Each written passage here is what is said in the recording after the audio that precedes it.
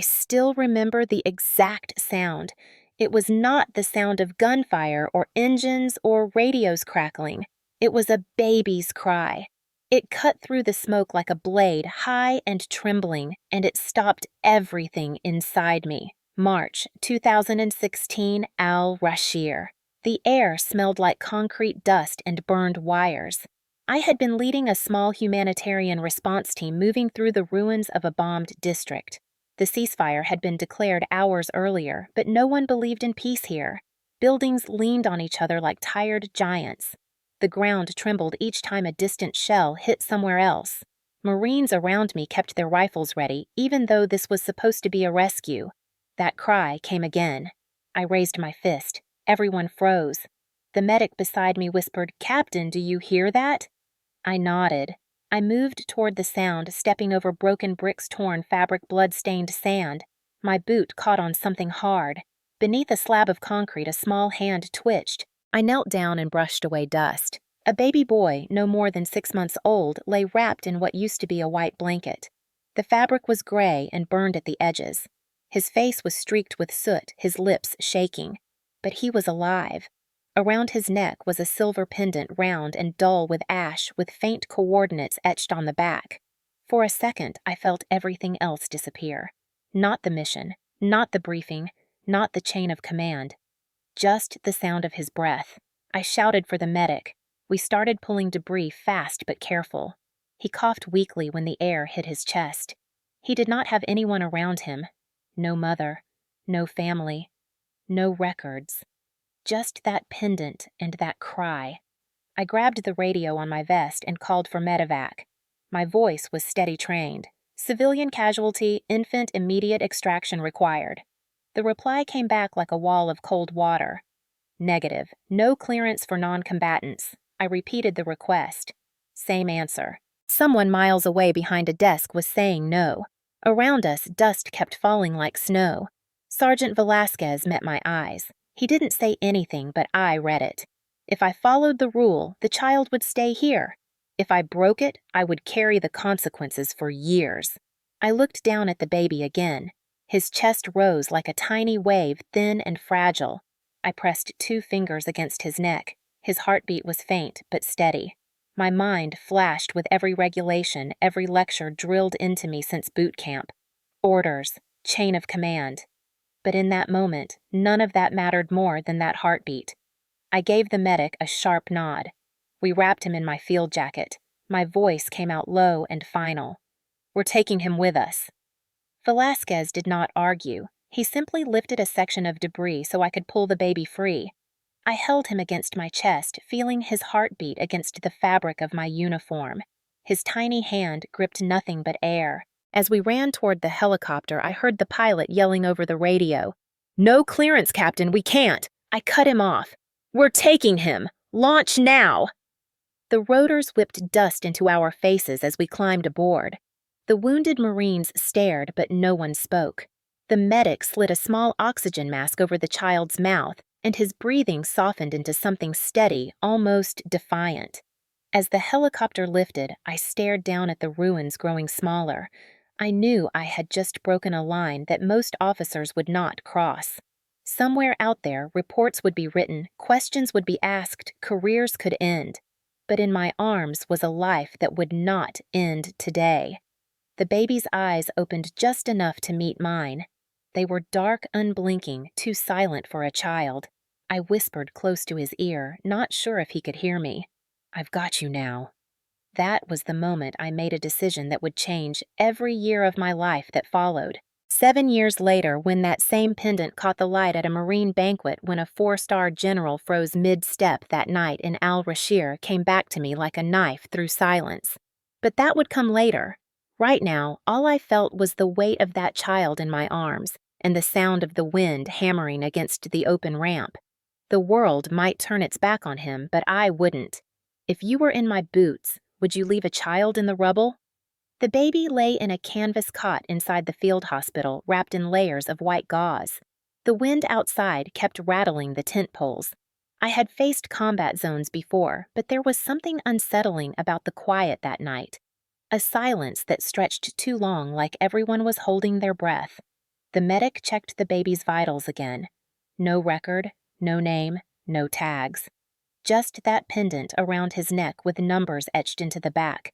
It was the kind of silence that meant a life might vanish without anyone noticing. I stepped outside the tent to call the evacuation unit again. They told me to hand the child over to NGO personnel when they arrived in 48 hours. I asked who exactly was responsible for that transfer. They didn't have a name. They didn't even have a file number. Back inside, the baby stirred. His breathing had stabilized, but his paperwork didn't exist. And in this world, if you didn't exist on paper, you were already half gone. I met Dr. Elaine Porter, the mission's civilian lead medic, a woman with lines etched deep into her face from too many deployments. She kept her voice low. "Captain, if the paperwork isn't generated before transport, this child won't follow any system. He'll disappear. NGO channels are messy out here. They lose kids." Her eyes didn't blink when she said lose. I looked at the cot again. A baby with no name. A pendant with coordinates. A bureaucracy that had already decided not to care. Lieutenant David Reese from JAG stopped by at dawn. He was young sharp with the kind of face that hadn't yet learned to hide frustration. He leaned over the cot. "Who's responsible for him?" I said. "Apparently no one." He stared at the pendant, then at me. "You're not letting him go, are you?" I shook my head. He sighed like he already knew what was coming. "This will not be easy, Captain. There's protocol for everything except children found in war zones. They expect us to hand them over, not keep them." Reese and I spent the next 6 hours buried in files, humanitarian clauses, adoption exceptions from decades-old conflicts. I learned about a forgotten policy called wartime humanitarian custody, a relic from an era when soldiers brought home orphans from places no one wanted to remember. Few had used it in decades, but it still existed. At noon, Sergeant Mark Velasquez found me in the records tent rubbing my temples. He dropped a bottle of water next to me. His voice was quiet but firm. "You're going to get crushed for this, Sloan. They don't like officers who break the rules." I said he's a baby Mark. He said, "And you're a Marine." "They don't care about feelings. They'll grind you down before they let one exception slip through the cracks." He wasn't wrong, but I'd already made up my mind on that helicopter. Reese returned with a thin folder. "If we do this, you'll be legally responsible until permanent placement is arranged. That could be months, years. It will follow you on every deployment." I didn't hesitate. "Do it." The first signature felt like stepping off a ledge. The form had words like Guardian Custody Humanitarian Clause. They sounded clinical distant, but every pen stroke burned itself into my bones. Outside, the afternoon heat baked the sand into cracked plates. Inside, I held the baby in my arms while Reese filed the paperwork through encrypted transmission. The pendant lay warm against his chest, catching the light from the generator lamp. Velasquez stood in the doorway, shaking his head like a man watching a storm roll in. "You know you can still walk away," he said. I tightened my grip on the child. "No, I can't." Hours turned into a blur. Reese stayed past his shift to make sure the form reached the regional JAG office. Porter quietly smuggled extra formula and a small blanket from the supply tent. Even the medic who had warned me not to interfere left a stuffed field patch next to the cot. Marines pretend not to care. But when no one is looking, they do. That night, when the rest of the unit tried to sleep through distant mortar echoes, I sat with the baby in my lap and watched the shadows flicker against the tent wall. I didn't know his name yet. I didn't know his story.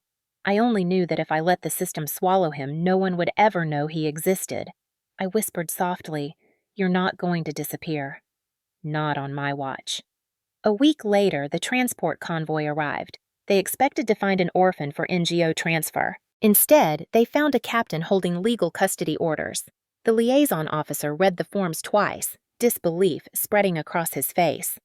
"No one uses this program," he muttered. "I said they do now." He stamped the documents with the dry authority of a man who had already given up arguing. As the trucks rolled out of the desert, the baby slept against my chest.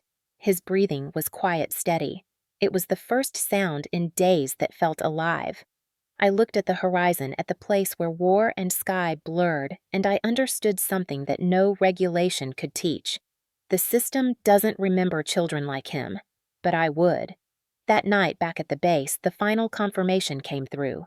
Temporary humanitarian custody approved. My signature was on the line. My career might have been on the line too. But when I looked at the cot and saw his small fingers gripping the edge of the blanket, it didn't matter.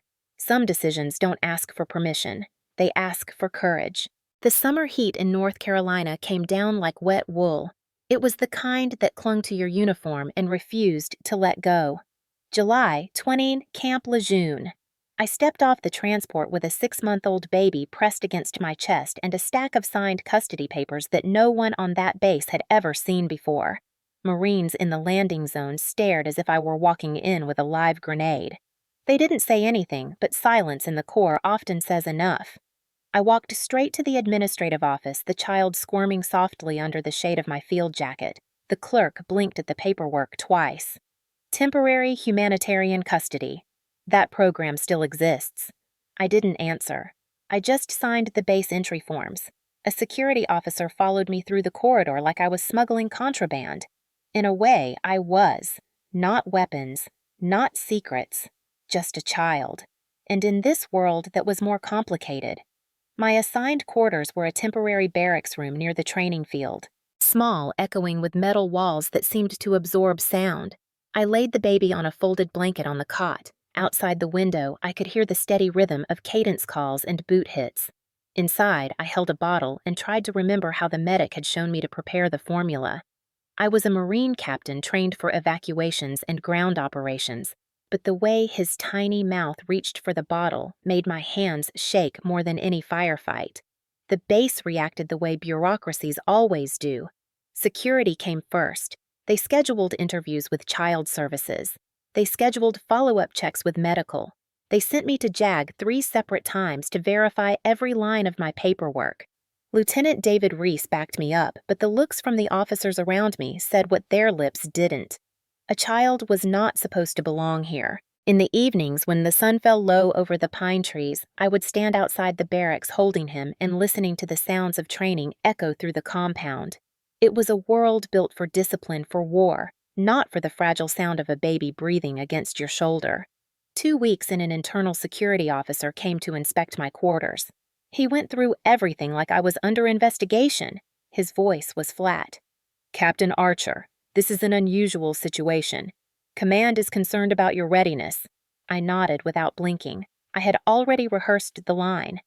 "I am mission ready. The child is under legal custody. There are no violations here." He left with a clipboard full of checkboxes and a look that said the paperwork might not save me. That night, I sat at the small metal table and stared at the clock on the wall. It ticked loud in the quiet. The baby stirred in the bassinet I had borrowed from a civilian chaplain's wife. For the first time since Al-Rashir, doubt crept in. Not about him. About the fight I had chosen. This base was built to test soldiers, not mothers, not guardians. Marines passed outside my window after midnight training. Their laughter was short and sharp, the kind that came from exhaustion, not joy. I wondered if they saw me as weak, if they whispered about me in the officer club. I found out the next night that they did. When I walked into the officer club for a quick debriefing, every conversation at the bar fell quiet. Lieutenant Carter made a point to look at the baby carrier in my hand and then at me. Someone muttered under their breath, "She brought a baby to base." I didn't bother turning around. I just signed the logbook and left. In the parking lot, the air smelled like hot asphalt and beer. A part of me had expected this. Marines respect strength. They do not always understand mercy. The baby slept through the noise. Back at the barracks, I called my father. Retired Colonel Richard Archer, 30 years in the Marine Corps. His voice on the other end was as sharp as the blade he used to keep on his desk. I told him what I had done. I told him I had custody. He didn't congratulate me. He didn't ask how the child was. He said, "You're a Marine, not Mother Teresa. That child is not your mission." I gripped the phone harder. If I had been younger, I might have cried. But I was no longer the kind of woman who cried because someone doubted her. Not even him. "Dad, if I don't do this, no one will." His voice softened only slightly, like a door opening just an inch. "Sloan, this will follow you. Every evaluation, every deployment, every set of eyes on you will see weakness. Then I guess they'll learn to see something else," I said. He went quiet, a kind of quiet I had only heard after funerals. Then he said, "You'll regret this." I hung up before he could say anything else. For the next few weeks, life fell into a strange rhythm. 500 PT calls and night feedings, briefings and bottle sterilizing. I ran drills with my unit by day and rocked a child to sleep by night. Marines learned to lower their voices when they passed my door. Some offered quiet support. Sergeant Velasquez left diapers outside my room without a word. Reese checked in after shifts, always pretending it was just about paperwork. But most avoided me like I carried something contagious. I didn't blame them. In their world, a child was a liability. In mine, he had become gravity. One night during a thunderstorm, I sat on the barracks floor with the baby in my lap wrapped in a soft blanket. He had just finished his bottle, his eyelids heavy. The storm rolled across the base, rattling the window panes. I whispered, "You're not going anywhere. You hear me? Not you. Not now." Outside, the lights from the training field flickered. The world I belonged to was built on control, on orders. But this moment was about something raw and stubborn. I looked down at his face and realized he couldn't stay nameless forever. He needed a name that meant strength, a name that could carry weight. Ben Archer. I said it out loud. It sounded solid. It sounded like something that could stand up to the world. In that moment between the storm and the quiet, I chose not to walk away. 2 lives began that night. His. And a new version of mine. A Marine and a mother standing on the same ground, ready to fight different wars. The mornings in Jacksonville always started the same way. The sky was soft blue, the air smelled faintly of pine and salt, and the sound of aircraft from Camp Lejeune rolled through the neighborhood like a distant drum. 7 years had passed since Al-Rashir. The baby I had carried out of the rubble was now a boy with wide, steady eyes and a laugh that came in bursts. Ben was 7. He liked planes, old comic books, and trying to beat me in push-ups every morning. Our house sat on a quiet street near the base, small enough to feel honest with a front porch that caught the morning sun. I had painted the walls myself the first year we moved in. Marines learned to make a place livable with their own hands. He shuffled down the hallway in dinosaur pajamas, hair sticking up like it had been fighting a war with the pillow. He held the silver pendant between his fingers like he always did when he was still half asleep. That pendant had never left his neck. I made coffee while he sat at the table with a plastic toy jet in one hand.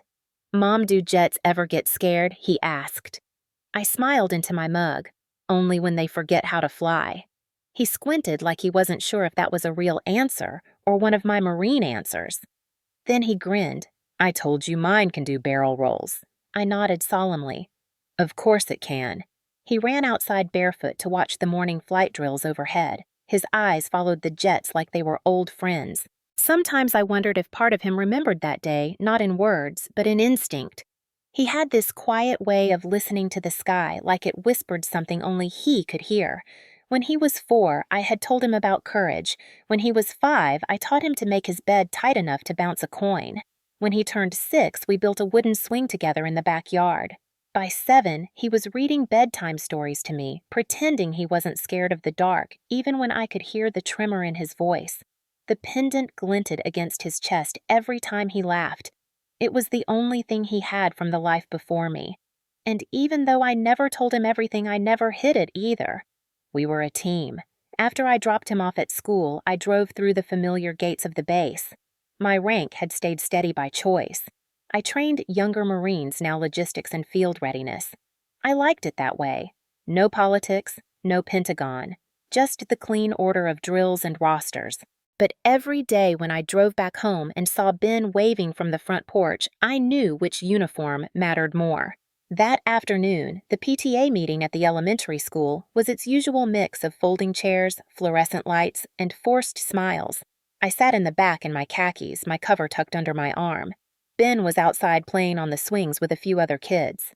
I could see him through the glass. A few mothers sat near the front. Their pearls gleamed. Their words didn't. One of them leaned toward another. It must be hard raising him alone. Another whispered, He's not even the same background as her. I heard every word, but I didn't turn. Marines learn early that silence can be sharper than a blade. I let their whispers hang in the air, small and weak, while I watched my son push another kid on the swing, laughing, without restraint. When the meeting ended, one of the women approached me. She smiled with that kind of politeness that isn't real. "You must be so busy, Captain Archer." "It must be. Brave of you." She dragged the word like a stone. I met her eyes. "Not brave, just right." Her smile faltered. I walked past her without looking back. That was the thing about living in a small military town. People respected uniforms, but they didn't always respect what didn't fit their picture. A single woman, a brown-skinned boy, no father. They saw a story they didn't want to understand. I stopped trying to explain it a long time ago. Ben knew some of it. I told him he had been born somewhere far away, that someone had loved him once, that I had found him when the world was at its worst, that courage is not about being the strongest, it's about showing up. He wore that pendant like a promise he didn't need to explain. Nights at our house were quiet. We'd eat dinner on the porch, listening to the crickets and the occasional helicopter overhead. Sometimes he'd ask questions about where he came from. Sometimes he wouldn't. But every night before he fell asleep, his fingers would find the pendant. "Mom, will I fly one day?" he asked one night. I brushed his hair back. "You'll fly higher than anyone. And when you do, you'll remember the ground you came from." He nodded like he understood more than a 7-year-old should. There was a storm building somewhere far away, but I couldn't see it yet. All I saw was this quiet stretch of years that felt like a fragile ceasefire between two wars. One I had already fought, and one I didn't know was coming. I tucked him in the pendant, glinting faintly in the lamplight. I walked out to the porch, leaned against the railing, and listened to the night. The jets from the base had gone silent. The air felt too still, the kind of stillness you learn to fear when you've spent years on deployments. Peace was never permanent. It was something you borrowed, never owned. But for now, for this moment, it belonged to us. I thought of my father, who had softened over the years, but never said the words out loud. I thought of every form I'd signed, every regulation I'd bent, every look I'd endured. All of it was worth it for the sound of Ben's steady breathing through the open window. The world could judge all it wanted. This house, this boy, this quiet, this was ours. I closed my eyes and whispered to the night like a promise. Whatever storm is coming, it will not break us. October had a way of softening Jacksonville. The air carried a crisp edge, the kind that made every uniform feel sharper, every salute cleaner. I buttoned my dress blues in the hallway mirror, every crease measured, every ribbon in place. Ben sat on the steps wearing a little blazer and clip-on tie that kept sliding to the left. He was fidgeting with the pendant again. He always did when he was nervous. I crouched in front of him and fixed the tie with steady hands. "Big night," I said quietly. He nodded solemnly. "You said there'd be cake." I smiled. "There'll be cake." In truth, I hadn't planned to bring him to this banquet. Heritage banquet nights on base weren't for children. They were for polished uniforms, tight speeches, and quiet power in the corners of the room.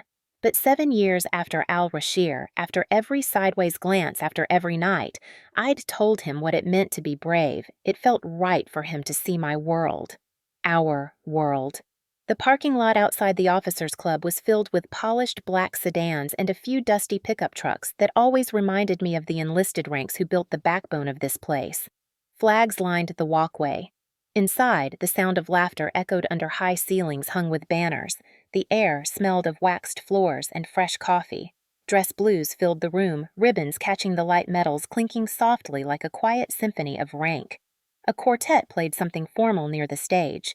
Every detail was precision. Marines don't do casual on nights like this. I held Ben's hand as we stepped inside. He craned his neck to take everything in. His eyes were wide, but his grip was steady. He had inherited that steadiness from me, not by blood, but by watching. At our assigned table near the center, a few officers I'd trained with greeted me with polite nods. Some smiled genuinely.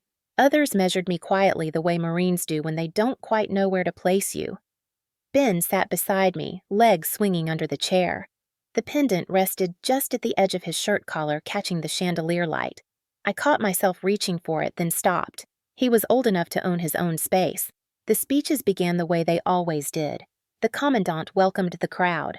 A colonel recited the heritage of the Corps, the words rolling like a hymn we'd all memorized in our bones. A slideshow played across the screen showing deployments, disaster relief, humanitarian work operations that blurred the line between war and mercy. I felt my throat tighten when an image of Al-Rashir flashed for just a second. Dust. Soldiers. A rescue convoy. I wondered if anyone else in the room remembered that specific mission. My hands clenched under the table before I forced them to relax. Then they announced him. General Robert Cole. 4 stars. Legendary. A man whose name echoed through the Corps for 2 decades. He had led operations in half the places I'd only read about. For Marines of my generation, he was a symbol of order, of legacy, of the kind of power most of us would never touch. The room rose to its feet before he even reached the stage. His posture was carved from stone, his uniform immaculate. Applause thundered across the hall. Even Ben straightened in his seat, sensing the weight of something unspoken. Cole took the podium with the ease of a man who had stood in that spotlight too many times to count. "Good evening," he began, his voice steady and low. He spoke about service, about heritage, about the weight of the Eagle Globe and anchor. It was a speech I'd heard before in a dozen variations, but coming from him, it carried gravity. As he spoke, my eyes drifted to Ben. He wasn't listening to the speech. He was trying to balance a dessert fork on his finger. His blazer was slightly wrinkled. His tie had betrayed us again, sliding a little left. But his pendant caught the light. A beam from the overhead chandelier hit the silver disc perfectly, a single bright flash across the table. And just like that, everything shifted. General Cole faltered. It was so brief no one else noticed at first, but I did. A man who had commanded battlefields didn't lose his words mid-sentence for nothing. His eyes locked on Ben's chest. The room seemed to shrink in on itself. He lowered the microphone slightly, his voice catching on air. "Where? Did you get that?" It wasn't loud, but it was enough. The officers at nearby tables turned their heads. A few NCOs near the back leaned forward. Ben froze with the fork halfway to his mouth. I instinctively placed my hand over his, grounding him. My Marine training kicked in. Still shoulders. Calm face. Don't let the air move around you. I rose from my chair slowly, like I was diffusing something fragile. "Sir." I kept my voice measured, respectful, but Cole wasn't looking at me. His gaze stayed fixed on Ben. He took a step closer, then another. 4-star generals don't walk across banquet floors to strangers' tables. But he did. The murmurs began small ripples in a hall built for discipline. Ben shrank back into his chair, confused. I stepped between them just slightly. "Is there a problem, General?" His voice shook in a way I'd never heard from a man like him. "That pendant," he whispered. Where did he get that pendant? I could feel every set of eyes in the room turning toward us. My heart beat steady but hard. I forced my tone to stay even. "It belonged to him the day I found him overseas, sir. In Al-Rashir." Cole's face went pale. He looked like a man standing on the edge of a cliff he thought had long been buried under sand. His hand hovered in the air but didn't touch the pendant. "Al-Rashir," he repeated. "The coordinates." His voice cracked, barely audible now. "That's not possible." The colonel at the next table stood halfway uncertain whether to intervene or not. But the room was no longer listening to speeches. The room was watching us. The chandelier light reflected on the silver pendant again, a small, merciless truth cutting through ceremony and protocol. Cole took a breath like it hurt. "Who are you?" he asked softly. "Not to me. To Ben." My son blinked, frightened but trying to be brave. "Ben," he whispered. "Ben Archer." Something shattered behind the general's eyes. He turned away for half a second, one hand gripping the edge of a chair for balance. His aide, a young major, rushed forward, but he waved him off. When he looked back, his jaw was set, but his eyes were drowning in something raw. Recognition. Pain. I knew then that this was not a coincidence. The banquet, the speech, the pendant. It was all gravity pulling a buried story to the surface. For a long suspended moment, no one breathed. Marines who had seen battlefields and funerals stood frozen because a piece of metal had just cracked open their world. Ben whispered, "Mom." I knelt down beside him, straightening his tie, smoothing his hair, pretending the world wasn't watching. "It's okay," I murmured. But it wasn't okay. Nothing about the look in Cole's eyes was okay. He pointed at the pendant again, voice breaking now. "That belonged to my wife." The entire room went silent. Not banquet speech silent. Not formal silent. Dead silent. I felt something inside me go cold like the night air in a place I had tried to forget. All around us, Marines stood but didn't move. This was no longer a ceremony. It was a fracture line opening under everyone's feet. The colonel nearest to the podium cleared his throat and tried to pull the event back under control, but Cole raised his hand and silenced him. I kept my posture straight, even as my lungs fought to keep the air steady. I had walked into firefights with steadier ground under me than this polished floor.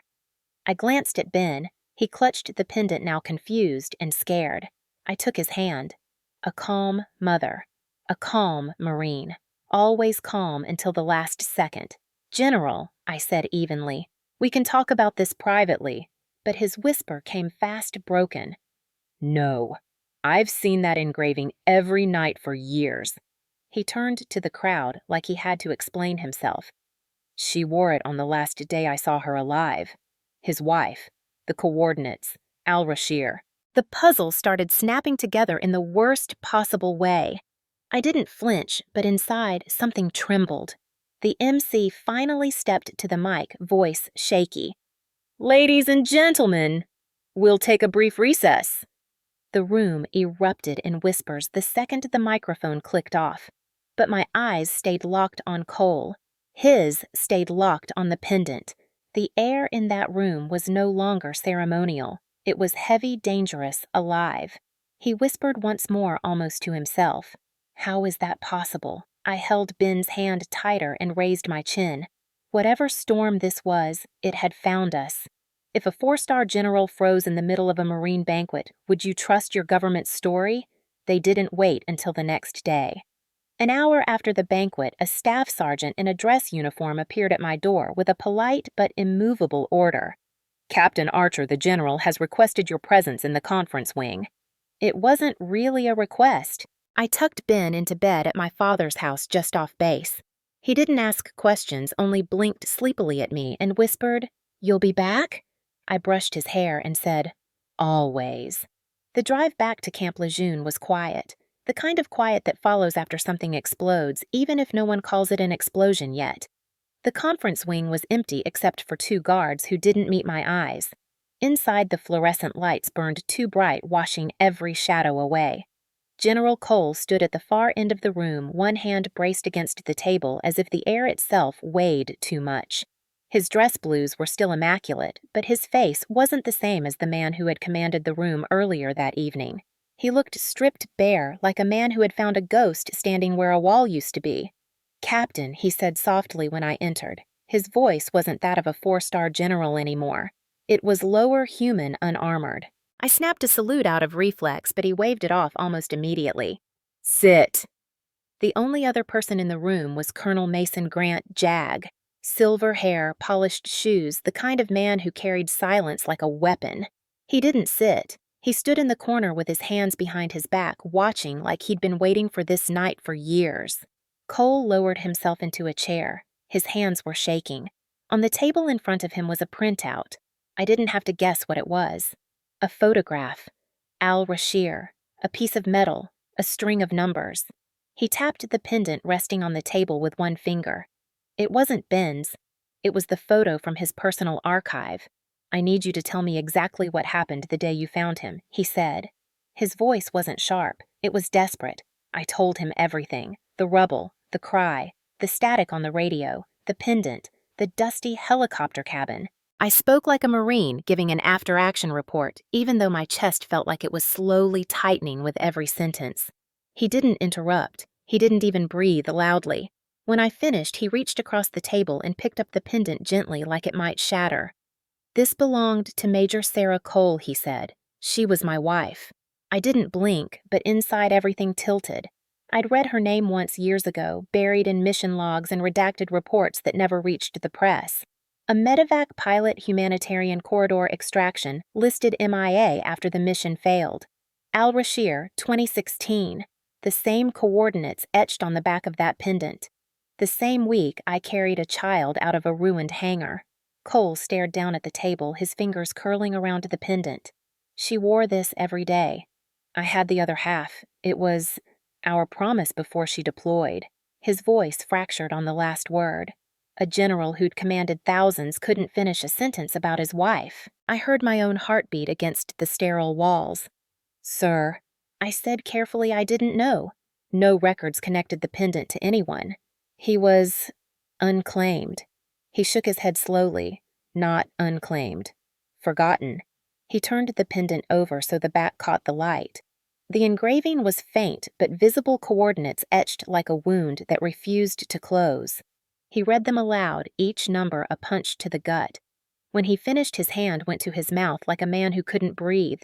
"That's where her osprey went down," he whispered. "That's where they told me they found nothing."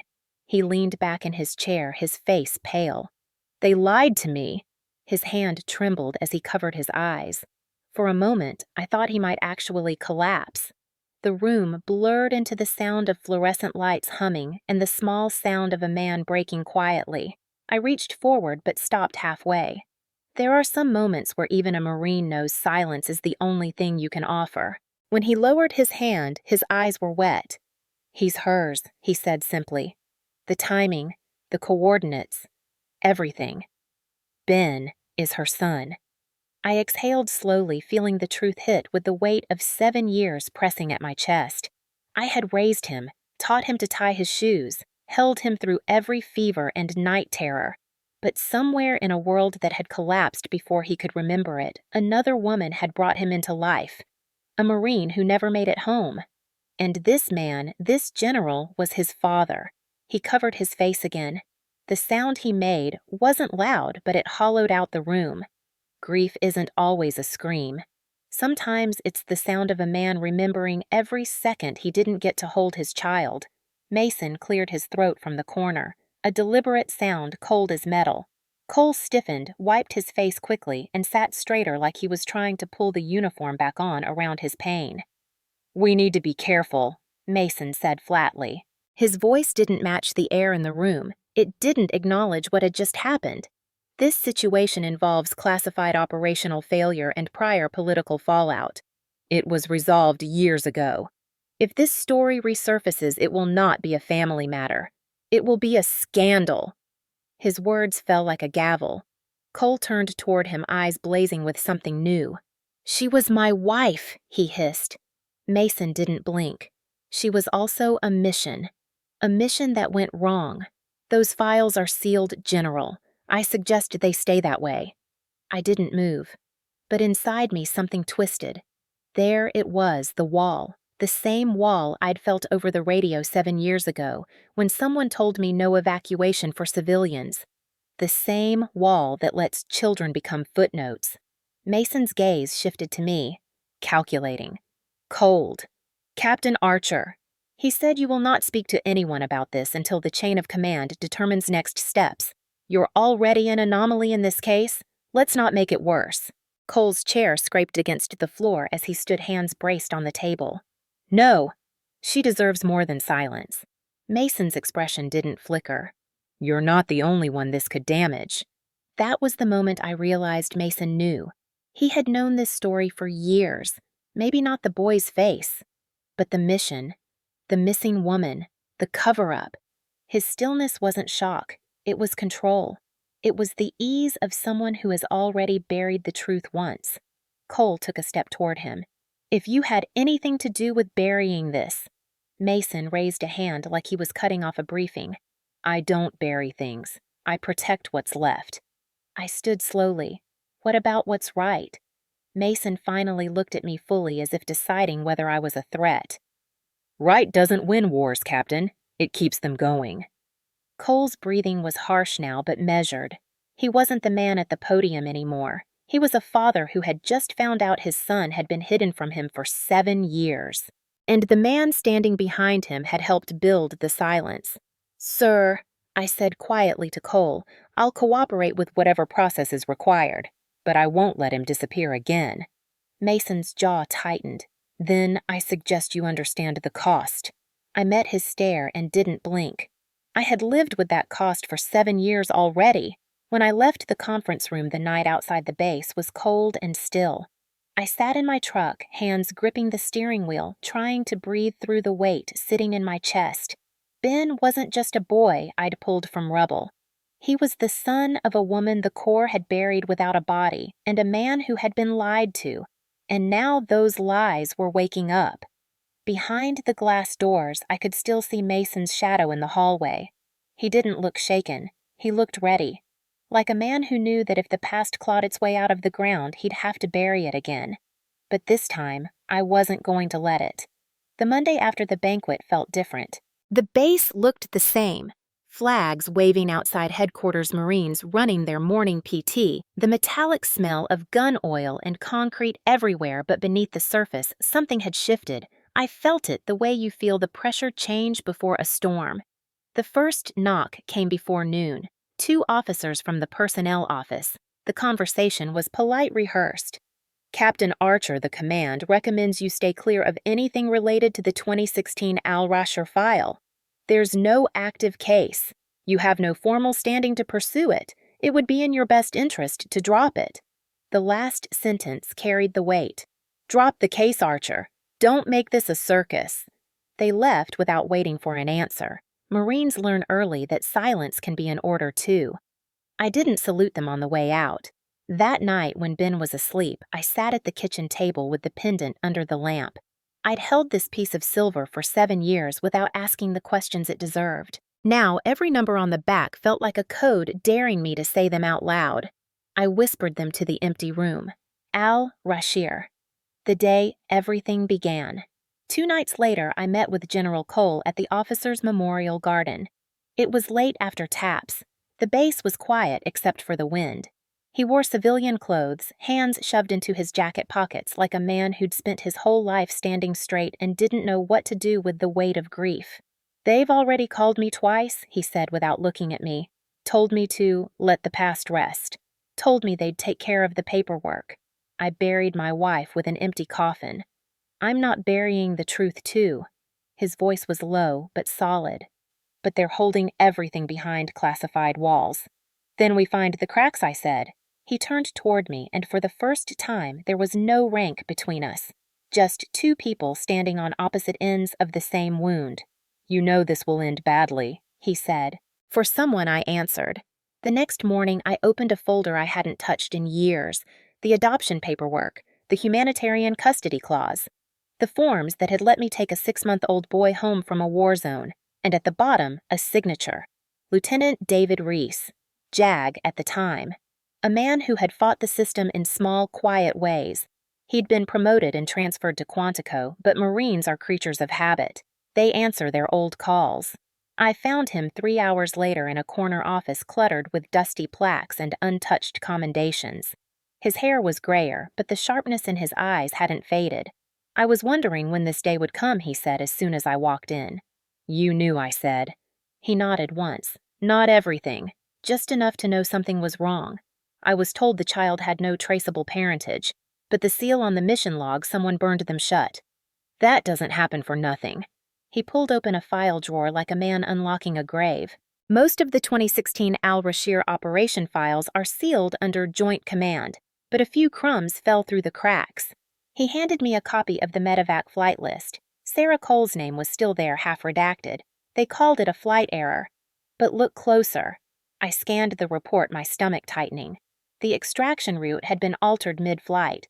A change in the coordinates had rerouted Sarah's Osprey to a corridor that wasn't cleared for safe passage. A clerical error on paper. "But no one makes that kind of error mid-evacuation." "Someone redirected her flight," Reese said quietly, "and then scrubbed the trail. Someone with access." He flipped another page. "And then 2 hours after the Osprey went down, a separate command issued a statement, 'No survivors.' Except someone was wrong. My hand brushed the pendant in my pocket. Someone had survived. A 6-month-old child. A child no one wanted to exist. Reese leaned back. I've seen enough jaggy cover-ups to know this was deliberate, but the files you need are in a black vault. The only thing that can cut through that is evidence they can't bury. His eyes flicked to my pocket. The pendant, I said. He nodded. That engraving was on the flight manifest as a personal identifier. Sarah Cole wore it in every mission. If that's the same piece, it's proof someone lied in their report. Back on base, things got colder. Emails disappeared from my inbox. My next training assignment was suddenly under review. A major I'd known for years stopped meeting my eyes in the hallway. I wasn't paranoid. I was being contained. General Cole tried to push through official channels. He was met with closed doors and polite brick walls. They told me it's a matter of operational security, he said over the phone late one night. Operational security, I repeated. That's what they called it when they told me I couldn't medevac a baby in 2016. He was silent for a long time. Then he said, "We'll make it public when they least expect it." I spent the next week building my quiet war.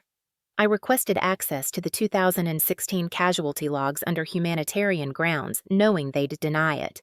I logged every denial. I found an old memory card from the deployment, a picture of Ben wrapped in a gray rescue blanket, the pendant pressed against his cheek. Time-stamped, location marked. I uploaded it to a secure drive. Reese sent me a declassified sliver of the flight data, a single line confirming the last known coordinates matched the pendant. Cole called in a favor from an old journalist embedded during the Al-Rashir operation. The man still remembered the day the military shut down comms for 12 hours. Every step was quiet, precise. The kind of work you do when you know someone is listening, because they were. I caught 2 plain sedans parked across from my street 3 nights in a row. One morning, Ben's teacher mentioned 2 men in suits asking about our family background. I kept my tone light, but my pulse was ice. One evening, I sat at the kitchen table with Ben doing homework beside me. He was tracing words on a worksheet.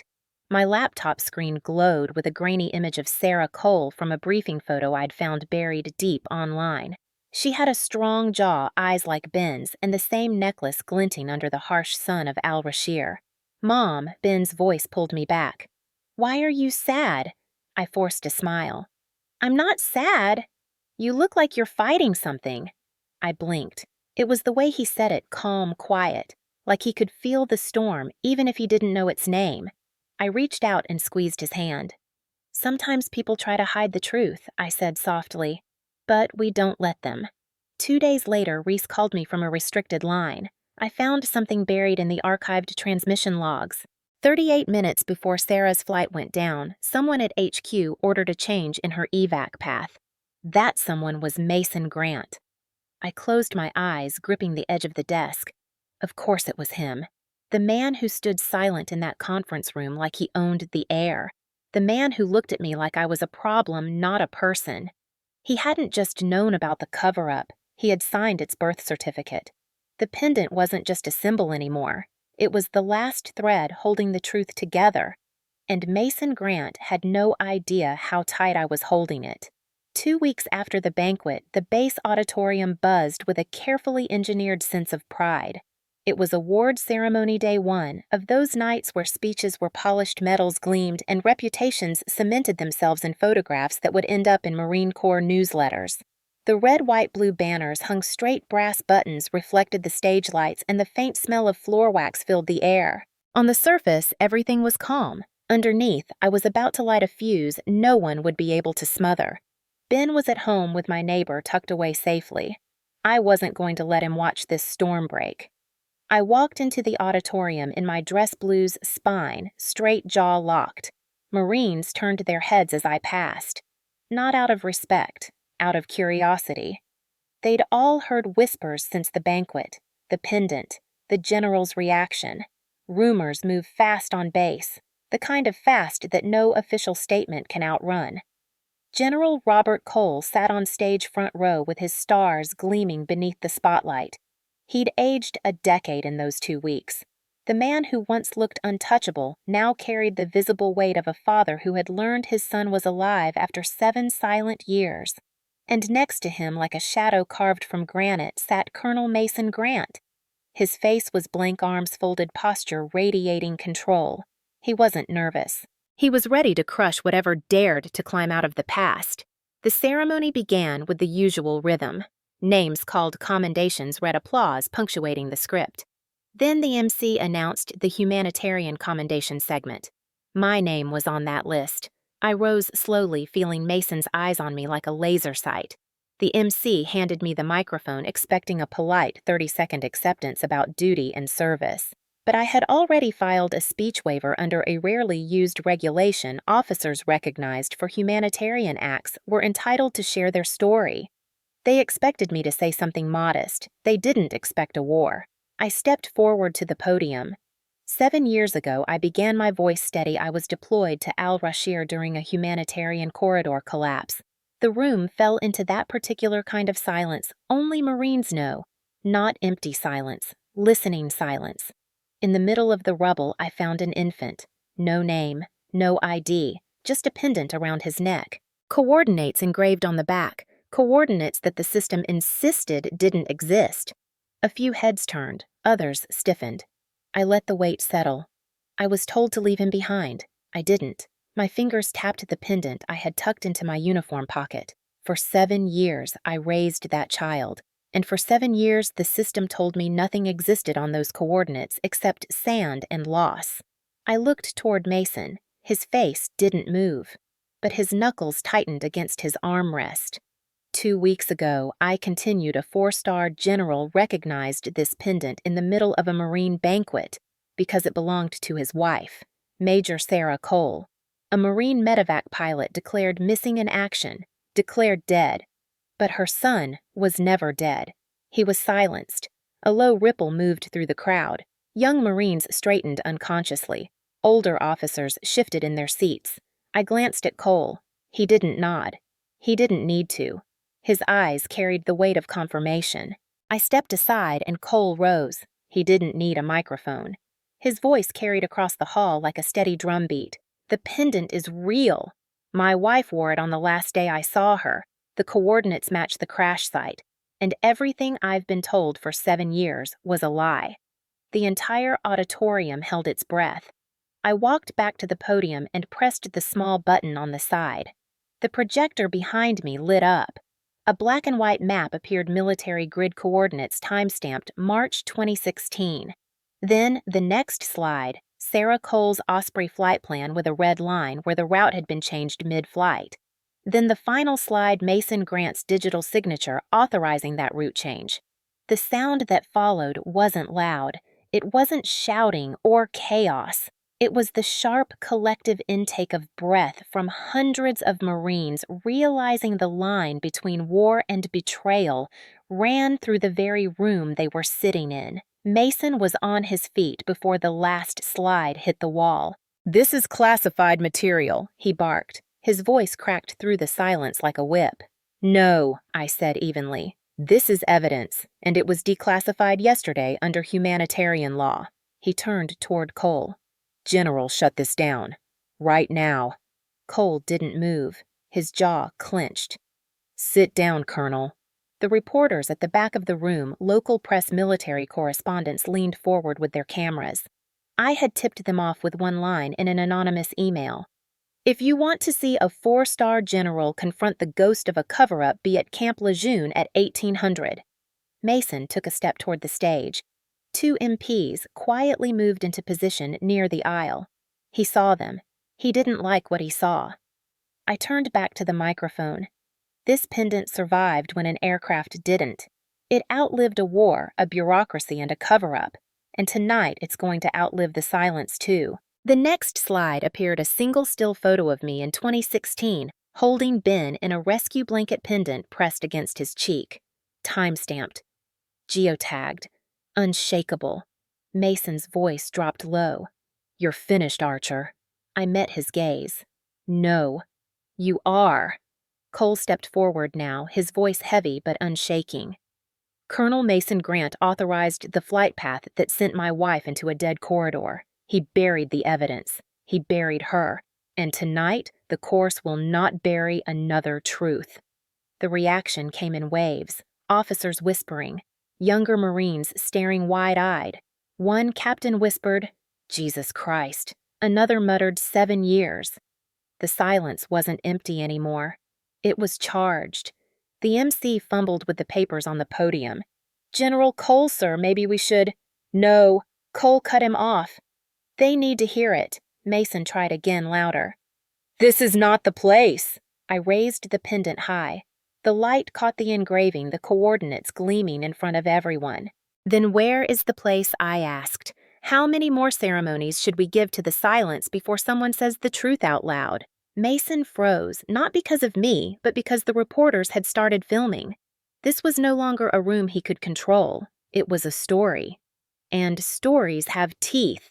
The last slide came on, a transcript of Mason's old radio order. One sentence: divert flight to Corridor Bravo, terminate evac window. Every Marine in that room understood what that meant. Cole's voice rose not angry, but steel. "That order killed my wife." Mason didn't deny it. He couldn't.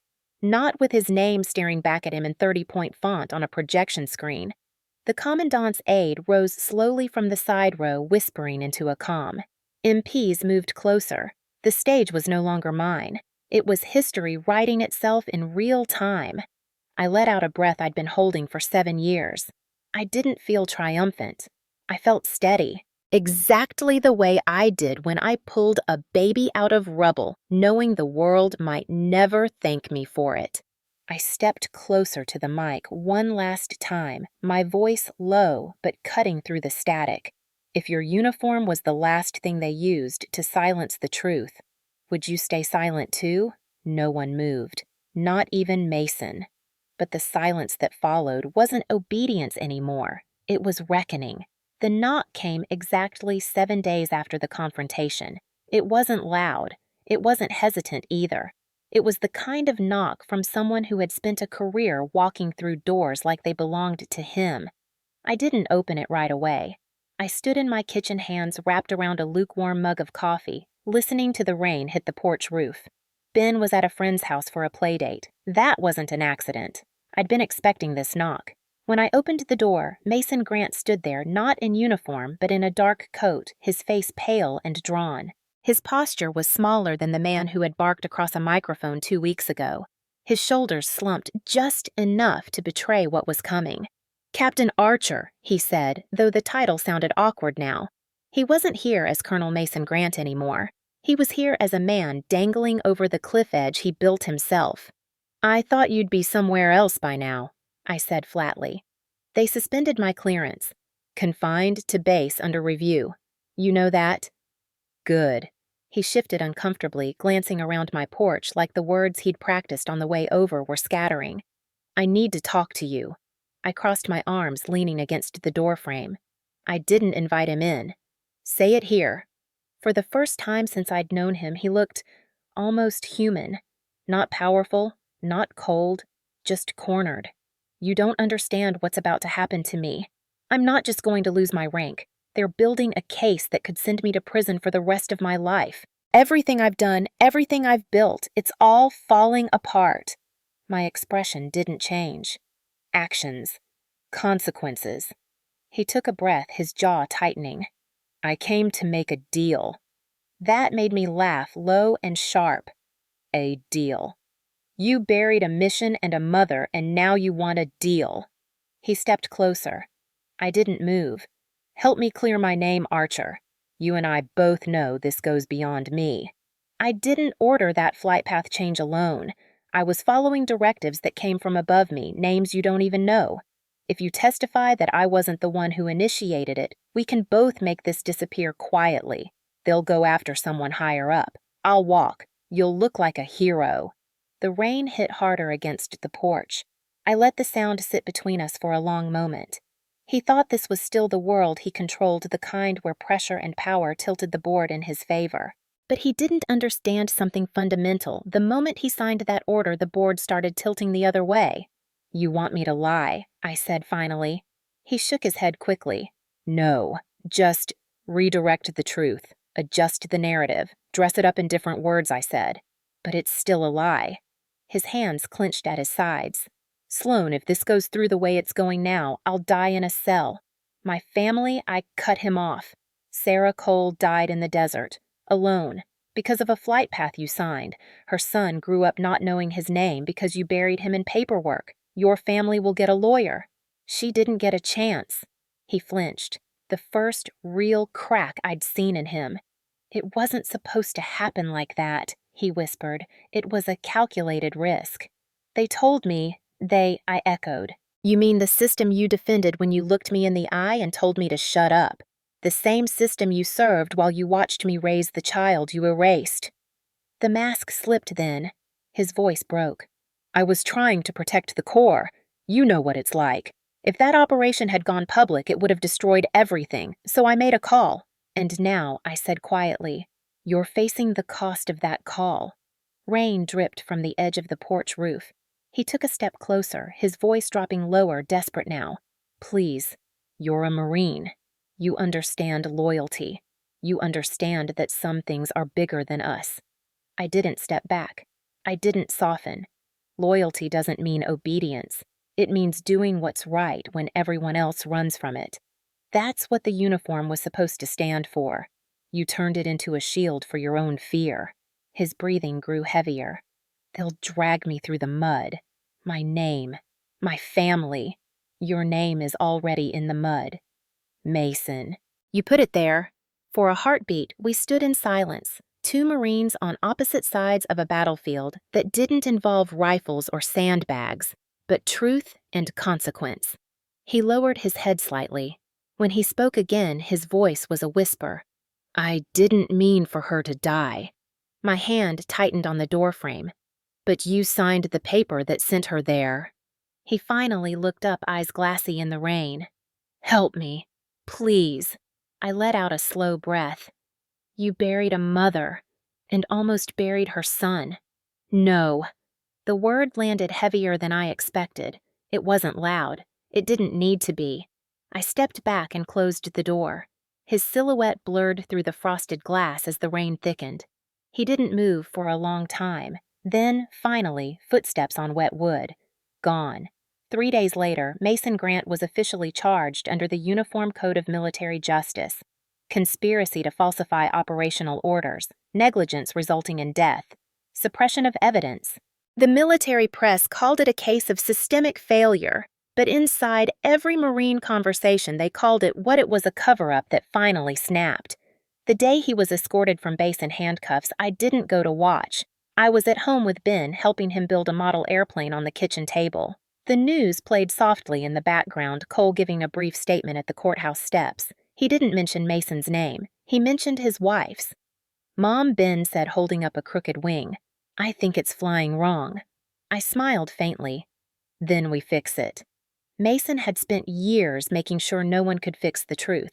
He'd mistaken silence for control. But silence is fragile. It cracks. That night, as the rain started again, I stood on my porch where Mason had stood a week earlier. No uniform, no rank. Just me. For the first time in 7 years, the air felt like it belonged to me too. The first ripple didn't start with headlines. It started with silence. The kind that spreads through corridors past offices into meetings where no one looks each other in the eye. The day after the confrontation, Mason Grant was stripped of command authority, his access revoked, and his name was pulled from the base chain of command. Within 48 hours, a formal investigation opened not against a single man, but against an entire operation that had been buried under layers of bureaucratic concrete. And then the names began to surface. At first, it was whispered in hallways, late-night phone calls between officers who had once served under Mason. But when the Pentagon's Inspector General stepped in, it became a flood. Signatures on the original flight path change. Emails between command elements buried in archived systems. Memos marked "Contain Fallout." The case cracked open like a dam, and the water was coming fast. I didn't go to Washington. I stayed on base, going through my days with the kind of quiet steadiness that felt almost foreign. For years, the truth had been a weight on my chest, even if I hadn't known its name. Now that weight was moving through the system like a storm. Investigators came. Files were unsealed. Names were called in. One of those names was a brigadier general who'd signed the clearance memo that night in 2016.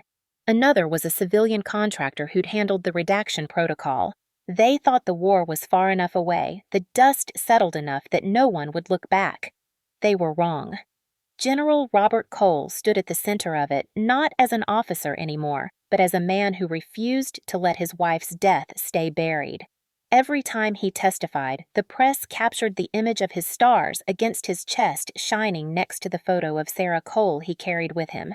The nation saw not just a general, but a husband. By the third week of the investigation, Cole made his own decision. At a quiet press briefing, he announced his retirement. No grand ceremony, no parade. Just a statement: I served my country for 35 years, but now my duty is to my son. He turned down every follow-up question. He walked out holding the same pendant I once held in a war zone. And for the first time since I met him, he didn't look like a general. He looked like a father who'd finally stopped running from silence. I got the letter 3 days later, a crisp white envelope with my name printed in bold, clean letters. Inside, a formal promotion recommendation to major and a personal commendation from the commandant, a citation for extraordinary humanitarian conduct and integrity in the face of institutional resistance, and attached to it a briefing offer to transfer to the Pentagon, Policy Division, full circle. Ironically, the same machine that once ignored a baby in rubble wanted me to work inside it. I sat at the kitchen table and read it twice. Ben was building a Lego set on the floor, muttering about wings and engines. Outside, the sun was low, turning the porch gold. It felt like the world was waiting for me to say yes. But I didn't. I walked the letter to the base post office the next morning, signed the decline, and dropped it into the outgoing mail bin without ceremony.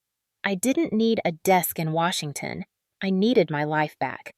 Meanwhile, Mason's case became the centerpiece of the court-martial docket.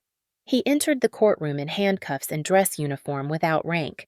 His face was thinner, his posture still clinging to the habits of command, but stripped of the power that used to move rooms around him. The prosecution laid it out like a blueprint: the diverted flight path, the signature, the suppression of reports. The silence that followed. Mason tried to argue it was bigger than him, that he was following directives, that the system was designed to make sacrifices invisible. The judge didn't care about invisible. She cared about signatures, and Mason's was the one on the order. The verdict came down on a gray afternoon. Guilty on all counts. He was dishonorably discharged, stripped of rank, and sentenced to federal prison. There was no applause in the courtroom, no cheers. Just a quiet final exhale that had been waiting 7 years. I didn't watch from the gallery. I read the transcript later, sitting on the porch with a blanket around my shoulders. As the trial moved into sentencing, the investigation didn't stop. Other names were reprimanded, demoted, quietly reassigned. A colonel was forced into early retirement. A Pentagon policy advisor disappeared into resignation. A report was released to the press with the words "systemic failures" written in bold letters across the first page. But buried in the fine print was what mattered. Major Sarah Cole's death resulted from unauthorized operational changes, and the child survivor was never processed through legal evacuation channels. That sentence cost careers. It also rewrote history. For Ben, everything changed slowly then, all at once. Papers were filed. Genetic confirmation had already been established privately, but now the military recognized him as the biological son of Major Sarah Cole and General Robert Cole. For weeks, legal teams worked through the guardianship process. They expected me to step aside. Some assumed I'd have to. But Robert Cole walked into that courtroom with his 4 stars already surrendered, and when the judge asked about custody, he said without hesitation, "Ben has a mother." And he looked at me. The legal guardianship stayed where it always belonged, with me. But Ben got a new birth certificate with a name he'd never known printed clearly on it. Sarah Cole, mother, Robert Cole, father, and Sloan Archer, legal guardian. The day the papers were signed, Ben sat in the hallway of the courthouse swinging his legs against the bench. I sat beside him. He was holding the pendant again, tracing the engraving with his thumb. "Does this mean I have a dad now?" he asked. I smiled faintly.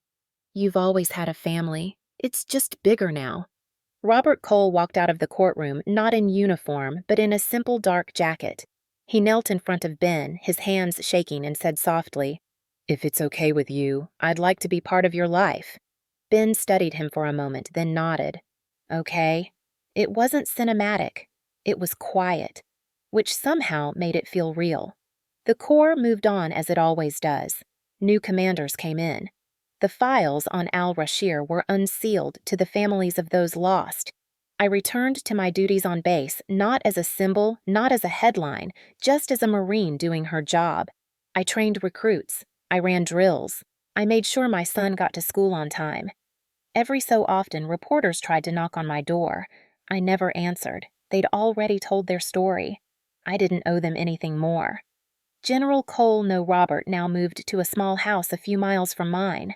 He spent afternoons picking Ben up from school, sitting in the bleachers at soccer games, learning the rhythm of fatherhood, one quiet moment at a time.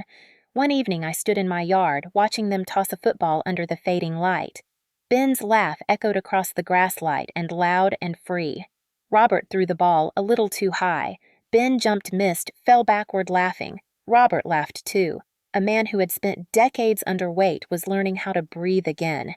That was the real consequence of the truth, not the trials or headlines. But the way silence finally broke apart, leaving room for something better to grow. Mason Grant would spend years in a cell, but the system that had let him act alone no longer hid behind locked drawers.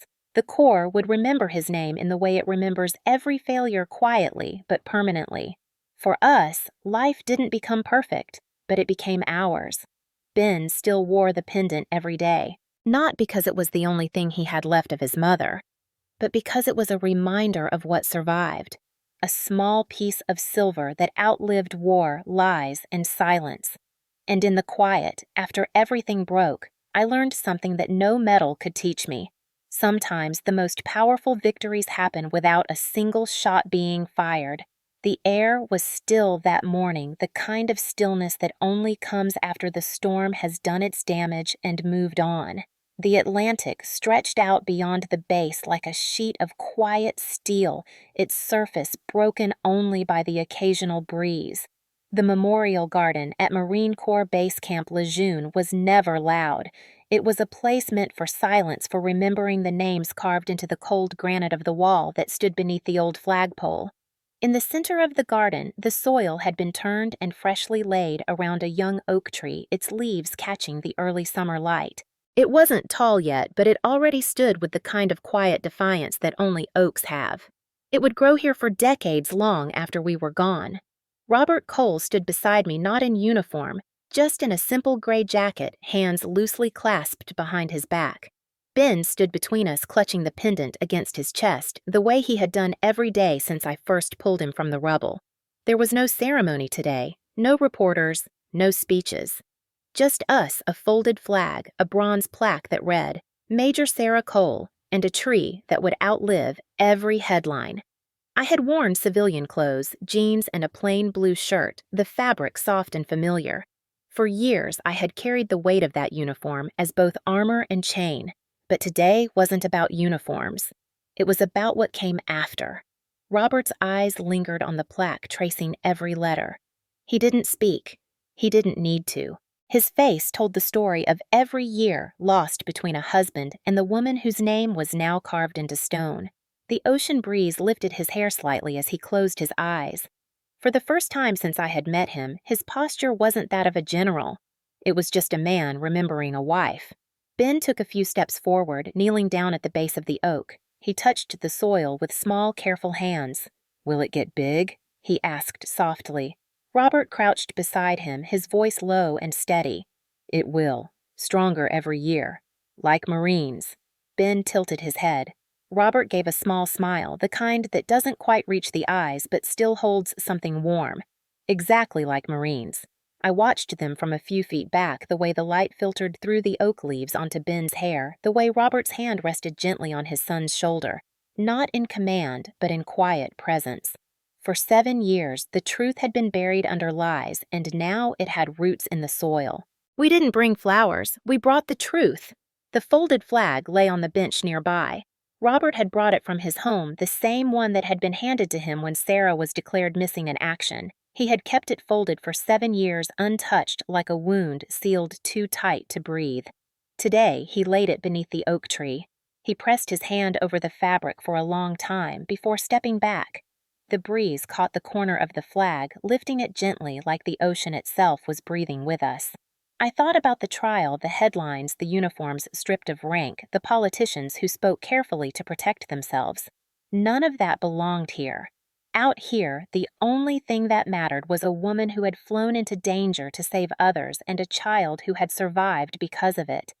A woman whose name would now live beside this tree as it grew strong. Ben glanced back at me. "Mom," he said, "can we come here every year?" I swallowed hard, forcing my voice steady. "Every year, and more." Robert stepped beside me. His voice was quieter now, softer than I had ever heard it. I used to visit this place and wonder why her name wasn't here. They gave me folded words, redacted pages, and called it closure. But it wasn't. It never was. His gaze stayed on the oak. Now it finally is. I nodded. There were no speeches to make this right. No medals, no salutes. Justice didn't erase the years she missed watching her son grow up, but it had given him back his name. It had given her a place to rest that wasn't buried beneath bureaucracy. Robert's hand brushed against the bark of the young tree, his thumb pressing lightly as if testing its strength. "She loved trees," he said quietly, said she wanted to plant one everywhere she went so something would stay even if she didn't. The wind moved through the leaves above us, and for a brief moment it felt like she was listening. Ben climbed to his feet, brushing the dirt from his hands.